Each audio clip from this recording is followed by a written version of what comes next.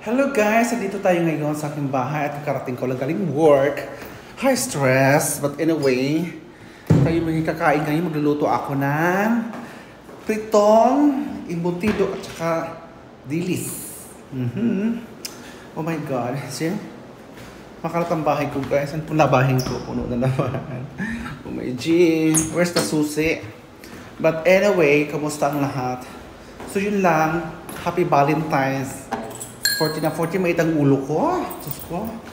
Nakakaloka. Di ba? Maraming mga samot-saring mga ano ba dyan? Ayan na tayo. Madilim. Tcharan! So dito tayo sa bahay ko. Sa bintana guys. Kasi para sumingaw yung amoy ng kwarto. Ay guys, look at may halaman oh. So tingnan mo yung halaman ko guys. So natutuwa ako dahil meron na siyang ganyan oh.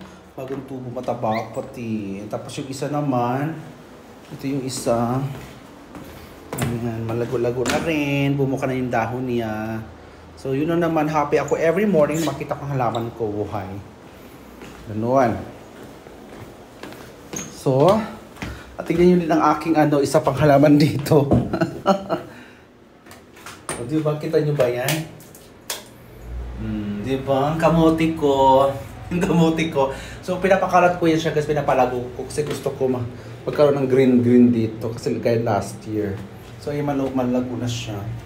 So, excuse me hindi ko yung ginugulay kasi nakakaliwa yung mata eh. Kasi anidoro malapit. Di ba?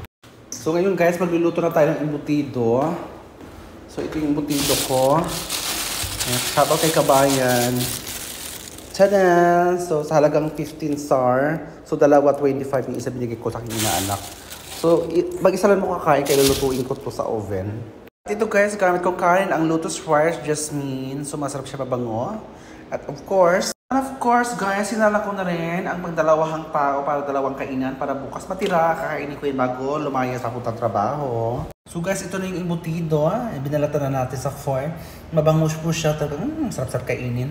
Pwede na siya kainin actually. I-steam lang pwede naman. Pero gusto ko prito talaga or di kay oven. But then, basta gutom na ako. So guys, ayun, pinainit ko na po guys na may kasamang mantika guys. Naisip ko aking prituin na lang talaga na ng itlog kaysa sa i-oven ko siya. Mas parang feeling ko kumain na may mantika. Char. But ayan, ito na siya. So, natapos ko na sa slice at nilagyan ko siya ng itlog, guys. So, ganun-ganun lang. Halo-halo. Kasi wala akong gloves pang kamay. So, ang kamay dirty. So, ganyan na lang, guys. Pwede naman yan. O, diba? So, mainit yung mantika, guys. Atin nang ilagay ang ating produkto. Ayan na, guys. O, diba?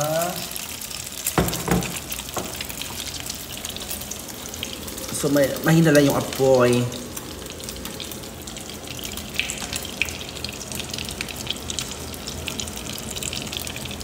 So, yun guys, binilikad na natin.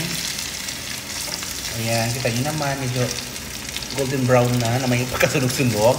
So, ito, luto na to. Kaungin na natin. Tchadan! Magic!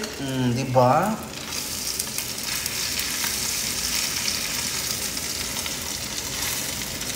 Of course guys, dahil resourceful tayo para tayo makatipid sa mantika. Dahil mahal ang mantika ngayon. So yung pinagprituhan natin, lagyan natin ng bilis. Kasi nakakain ako ng tuyo. So itong opinion ko. Yan. So lagyan na natin yan. Para hindi masyadong mantika. Diba? So konting shimmer lang ng konti kasi mabilis masunog to guys. Ha? So dilis pinabibili niya sa supermarket for only 18 SR. Ayan. So konting halo-halo na pagkatapos. Tcharan guys, ito na ating produkto. Ayan, nakakain na tayo. Luto na ang aking dilis at ang embutido. Wow, let's eat na po.